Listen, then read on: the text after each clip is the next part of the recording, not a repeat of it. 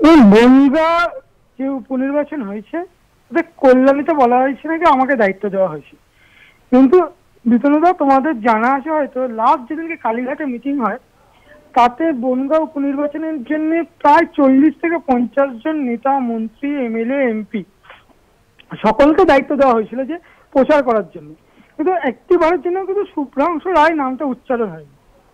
এবার আমি দলের একনিষ্ঠ কর্মী, নিশ্চয়ই আমি প্রচারে গেছিলাম কল্যাণী, কিন্তু আমার কোনো দায়িত্ব ছিল না। আমি মানছি যদি ভোট কমে থাকে সেই দায়িত্ব আমার কি করে হবে আমি জানি না, কেননা যেহেতু কল্যাণী বিধানসভাটা আমার নিজের বিধানসভা নয়। আরেকটা জিনিস, যদি সেক্ষেত্রেও আমার উপর দোষ চাপানো হয়, আমি কিন্তু কল্যাণী বিধানসভা হারিনি, মার্জিন কমেছে।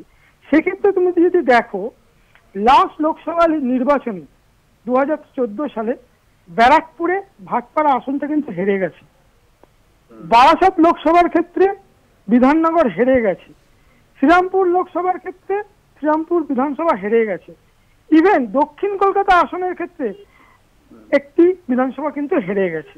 তাহলে সেগুলো নিয়েও তো তদন্ত হওয়া প্রয়োজন। দলের ঊর্ধ্বে তো কেউই নয়, এটা দলের নেতা মন্ত্রীরাই বার্তা দিচ্ছে, আমিও নই, কেউই নই। তাহলে তদন্ত যদি নিরপেক্ষ হয় তাহলে সবার ক্ষেত্রেই হওয়া প্রয়োজন।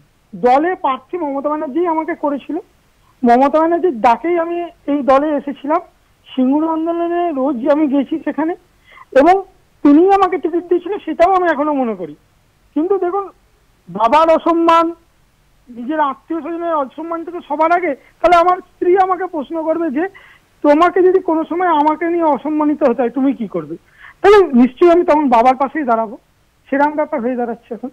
আমার বাবার সম্বন্ধে গর্ববোধ করি, বুকটা ফুলে ওঠে। কারণ হচ্ছে আমি মানি তৃণমূলের যতজন লিডার আছে, যে কজন কর্মী আছে, 77,000 বুথে সব কর্মীকে চেনে না, কিন্তু মুকুল রায় 77,000 বুথে 77,000 কর্মীকে চেনে। তাই প্রত্যন্ত কাকদ্বীপ থেকে আমলাশাল অব্দি যে কোনো ব্লক সভাপতিকে মুকুল রায় সম্বন্ধে জিজ্ঞেস করলে তারা উত্তর দিতে পারবে। এটা মমতা ব্যানার্জির থেকে বড় পাওনা। যা হবে নিশ্চয়ই আপনারাও জানতে পারবেন, লোকেও জানতে পারবে।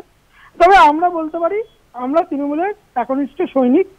আমি প্রথম দিন থেকে দল না করলেও, কারণ তখন আমার 18 বছর বয়স হয়নি, দলটা যখন তৈরি হয়েছিল 97 সালের লাস্টের দিকে, তখন আমার 18 বছর বয়স হয়নি, কিন্তু 18 বছর বয়স হওয়ার পর থেকে আমি তৃণমূলটা করছি, এটা আমি বলতে পারি। এবং দলের এখনো অবধি আমি একনিষ্ঠ কর্মী। আমি যা বলার দলের ফোরামে বলবো, দলের মধ্যেই বলবো।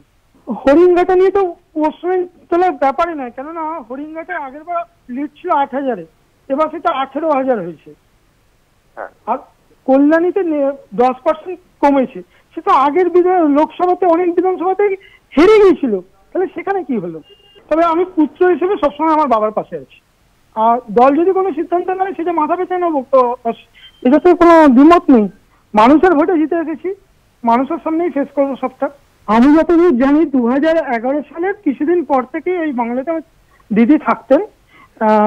বাবা তখন একটি ভাড়া বাংলো 141-এ থাকতো, আমি ওইখানে গিয়েই থাকতাম, এবং ওইখানে দিদির কি জিনিস ছিল না ছিল আমি কিছুই জানি না, এই বিষয়ে আমি কিছু বলতেও পারবো না, কি নিয়ে যাচ্ছে বা কি সরানো হচ্ছে। তবে ওই ঘরটাতে দিদিই থাকতো। স্বামী স্ত্রী সংসার 25 বছরেও ভেঙে যায়, দূরত্ব কম বেশি কি আসে।